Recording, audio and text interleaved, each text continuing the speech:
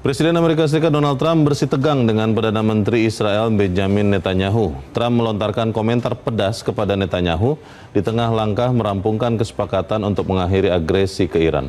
Hubungan antara Amerika Serikat dan Israel memanas akibat perbedaan pandangan strategis terkait konflik di Timur Tengah. Ketegangan kian terlihat saat Presiden Amerika Serikat disebut menolak memberikan akses dokumen nota kesepahaman. Ya pemirsa, kesepakatan damai antara Iran dan juga Amerika Serikat memicu perpecahan dengan Israel. Israel tegaskan tidak akan berhenti menyerang Libanon sampai Hizbullah menyerah. What I will say, and this does bother me, is that you've seen people within Bibi's cabinet who have come out and attacked the deal and in some ways very personally attacked the President of the United States. And I guess my message to them would be twofold. Number one, Donald J. Trump is the only head of state in the entire world who is sympathetic to the nation of Israel at this moment in time. And he happens to be the head of state of the world's superpower. Terkadang sebuah benteng bisa runtuh bukan hanya karena serangan dari luar, tetapi karena retakan yang dibiarkan membesar dari dalam. Bayangkan, ada sebuah kerajaan besar yang selama puluhan tahun berdiri kokoh dan sulit ditembus. Namun rentetan konflik dan peperangan perlahan menciptakan retakan yang semakin lebar di fondasi kekuasaannya. Ketika retakan itu belum sempat diperbaiki, tekanan dari luar justru datang bertubi-tubi. Mungkin inilah gambaran yang tepat untuk melihat Israel hari ini. Kesepakatan kemitraan antara Amerika Serikat dan Iran menjadi salah satu pemicu keretakan di dalam pemerintahan Israel. Langkah tersebut tidak hanya membuka jalan bagi mengakhiri konflik antara kedua negara, tetapi juga menimbulkan kekhawatiran di dalam pemerintahan Israel. Gelombang kritikan mengalir deras. Netanyahu dianggap tidak mampu mencapai kesepakatan. Beberapa politisi Israel menganggap bahwa Israel telah dikucilkan dalam perundingan. Bahkan kritikan juga diarahkan kepada sekutunya sendiri, Amerika Serikat. Senada dengan hal ini, kesaksian yang sama juga disampaikan oleh Senator AS. Ia berpendapat bahwa Amerika telah kalah. Namun Gedung Putih sendiri menyatakan langkah tepat untuk mengakhiri krisis energi global. Pernyataan lainnya juga disampaikan oleh Wakil Presiden Amerika, J.D. Vance. Ia sempat menegur dan mengecam pejabat Israel yang menyudutkan AS. Ia mengancam sebaiknya para politisi Israel memikirkan kembali rencana mereka mengacaukan kesepakatan tersebut. J.D. Vance menyampaikan bahwa selama ini peperangan yang dilakukan di Timur Tengah merupakan kontribusi besar Amerika. AS telah banyak berkorban dalam mengirimkan rudal dan persenjataan. Apalagi semua persenjataan tersebut dibiayai dengan pajak warga Amerika. Kecaman terhadap Israel ini tidak hanya datang dari Amerika, melainkan juga seluruh dunia.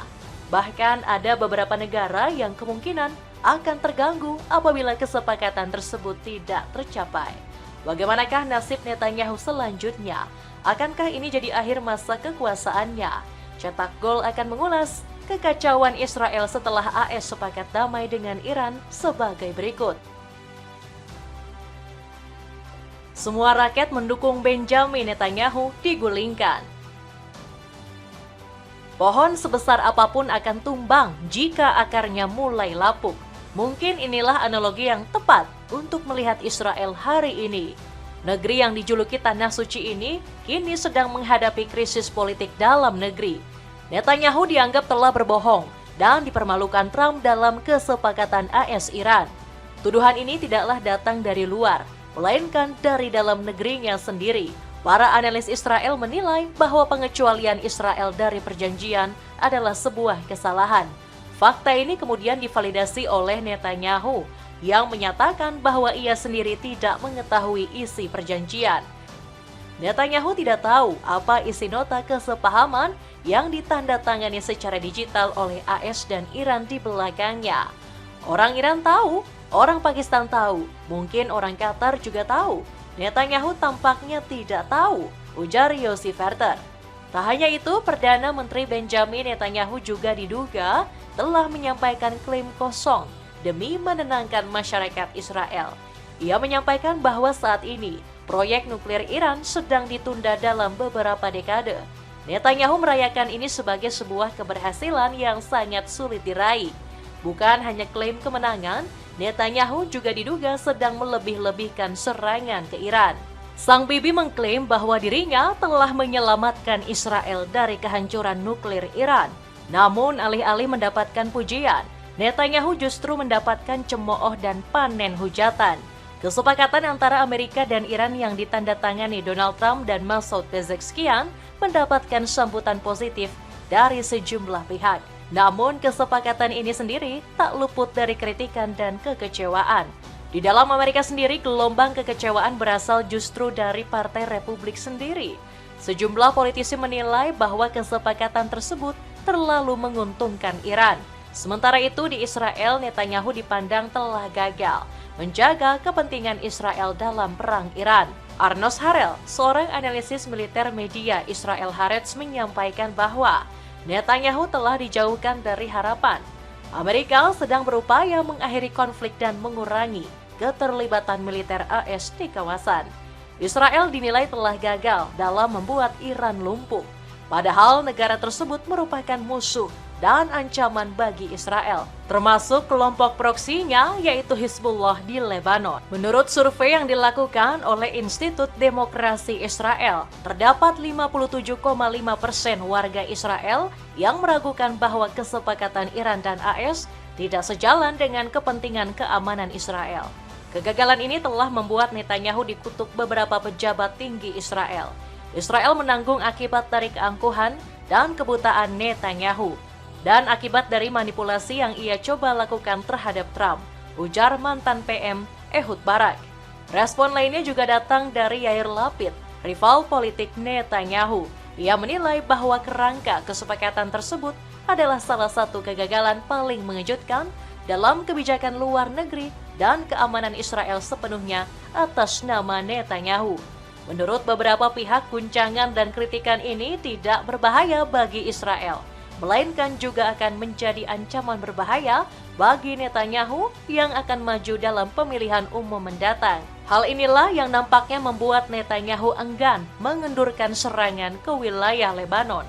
Perdana Menteri Israel ini menegaskan bahwa militernya tidak akan menarik diri dari wilayah yang diduduki di Lebanon Selatan. עם ישראל חזר הביתה, ועם ישראל יישאר כאן לנצח. כי זו ארצנו, היא שלנו. במלחמת התקומה השגנו הישגים כבירים מול ציר הרשע של איראן וגרורותיה. הרחקנו מעלינו סכנה של השמדה מיידית. ואם לא היינו פועלים בשני המבצעים הכבירים, Secara politis, langkah Trump ini sebenarnya tidaklah terlalu buruk. Mempertahankan dominasi militer di kawasan akan membuat popularitasnya setidaknya bisa bertahan. Namun, secara kepentingan politik global, langkah ini dinilai sangat membahayakan. Pasalnya, bukan hanya Iran yang akan melakukan serangan. AS juga berpotensi menghentikan pasokan persenjataan.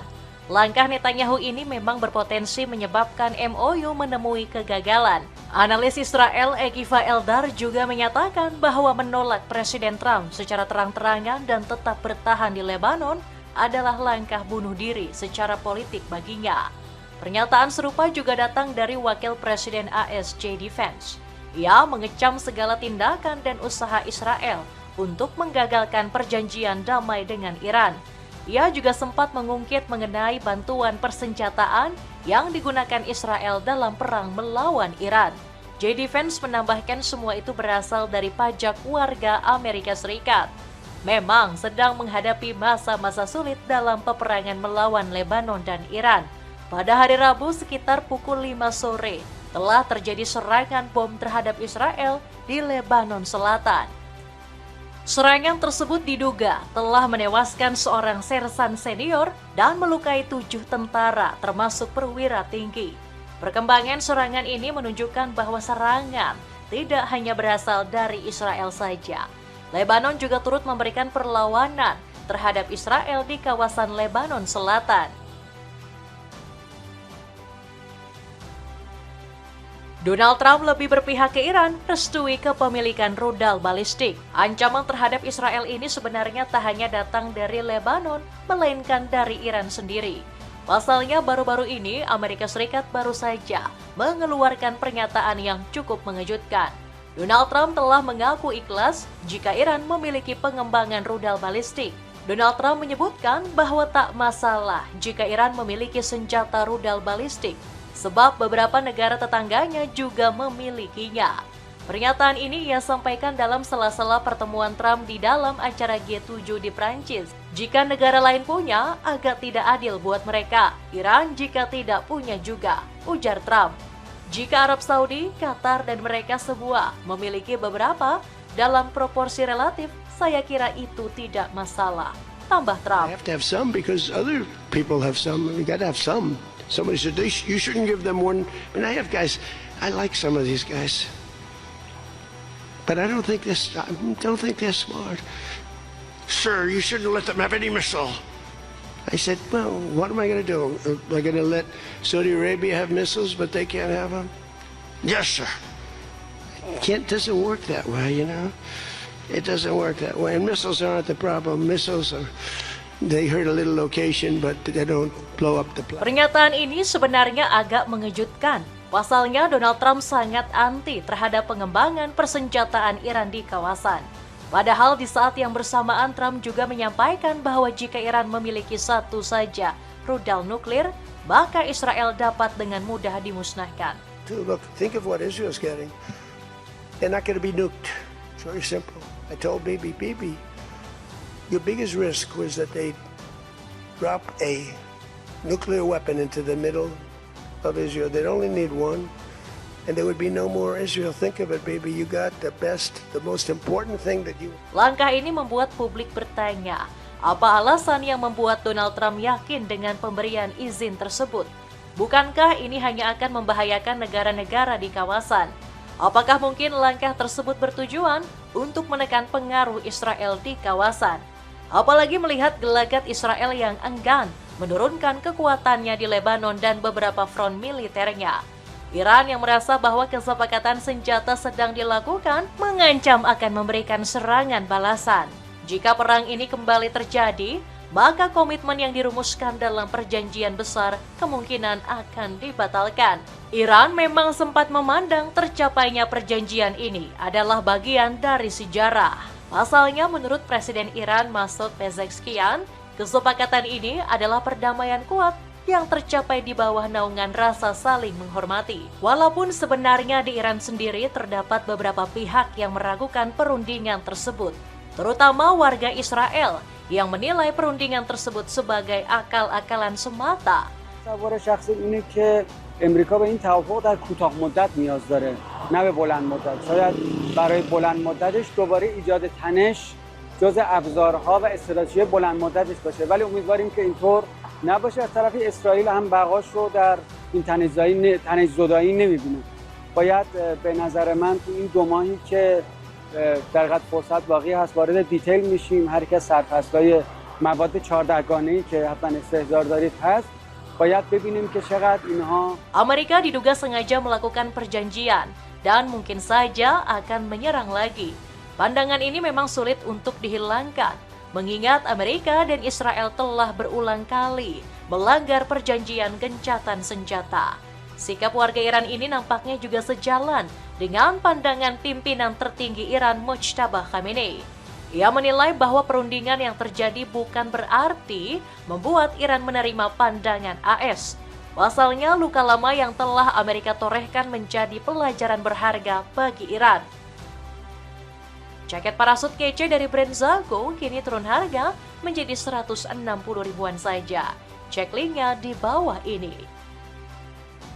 Netanyahu terdesak, semua negara mulai menjauhi Israel. Meskipun Iran tampaknya meragukan perjanjian yang disepakati, namun Amerika sepertinya cukuplah serius. Pasalnya Donald Trump sampai menyebut jika pihak yang menolak kesepakatan ini adalah orang yang bodoh.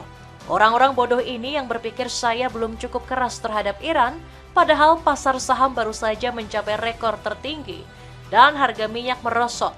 Mereka iri, orang jahat atau bodoh, ujar Trump di Truth Social. Menurutnya, perjanjian dan nota kesepahaman antara Amerika dan Iran ini sudah cukup untuk menjadi kemenangan bagi Washington. Meskipun langkah Trump ini sendiri dinilai sebagai sebuah kegagalan. Pernyataan ini muncul melalui media AS yang menyampaikan bahwa Trump telah dipermainkan dalam kesepakatannya dengan Iran. Media Amerika menyebut bahwa Iran dapat dengan mudah menandai kesepakatan tanpa benar-benar mengakhiri pengembangan nuklirnya. Kritikan juga datang dari Senator AS yang menilai bahwa Amerika sejujurnya sudah kalah. Mereka geram atas hasil keputusan yang telah dicapai pada perjanjian damai tersebut. Namun meskipun penuh kritikan, kesepakatan ini menunjukkan perubahan dukungan dari Israel ke Iran. Perubahan arah dan dukungan kesepakatan ini sebenarnya tidak hanya datang dari Amerika Serikat, melainkan juga dari beberapa sekutu Iran. Tiongkok dan Rusia sempat memberikan tanggapan mengenai kesepakatan yang telah tercapai. Lin Jian, juru bicara Kementerian Luar Negeri Tiongkok, menyambut baik MOU kesepakatan tersebut dan berharap kedua belah pihak dapat mengimplementasikan kebijakan.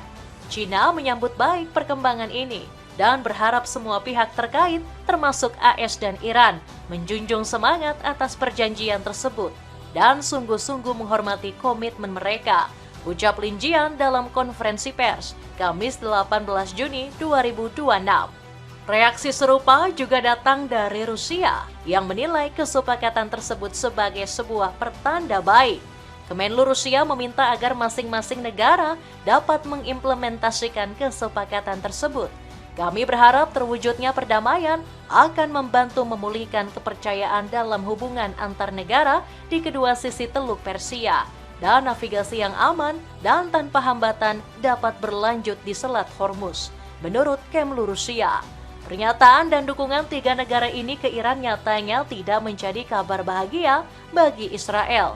Ini adalah alarm peringatan bahwa Israel harus menguburkan keinginannya dalam proyek Israel Raya. Apalagi perlawanan keras yang dilakukan Lebanon nyatanya berhasil memukul Israel. Gagasan penyatuan Timur Tengah di bawah kekuasaan Israel ini memang sempat beberapa kali disampaikan Netanyahu. Namun, kini semua hal itu harus dipatahkan oleh Iran dan beberapa negara milisinya. Sekretaris Jenderal Hizbullah Naim Qasim menyatakan bahwa perlawanan telah berhasil menggagalkan proyek Israel Raya dan melindungi eksistensi Lebanon. Lebanon juga terselamatkan dari pemusnahan dan pengusiran yang sudah terjadi pada Palestina hari ini. Namun berkat bantuan persenjataan dan amunisi Iran, Lebanon memiliki opsi untuk mempertahankan wilayahnya. Menurut Qasim, proyek Israel ini sendiri sudah dilakukan sejak tahun 1948. Ambisi Israel untuk menguasai kawasan Timur Tengah telah digagas sejak kedatangan mereka ke negeri Syam. Dimulai dari penguasaan Palestina atau dikenal dengan tragedi Nakba yang menyebabkan pengusiran warga-warga Palestina. Bahkan pengusiran dan pemusnahan itu sampai dilakukan hari ini. Di cuaca dingin ini memang paling enak pakai jaket super tebal yang menghangatkan badan. Cek linknya untuk mendapatkan potongan harga. Itulah ulasan kekacauan Israel setelah AS sepakat damai dengan Iran.